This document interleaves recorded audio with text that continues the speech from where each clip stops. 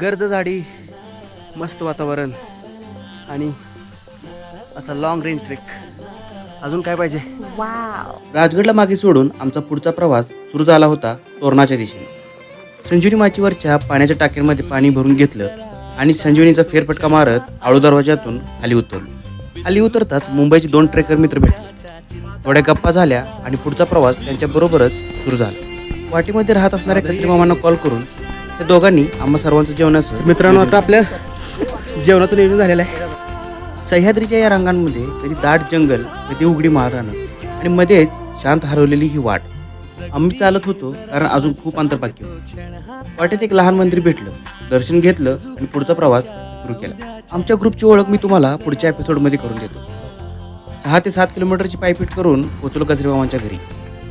घरी पोचताच बॅग टाकली आणि निवांत पसरलो.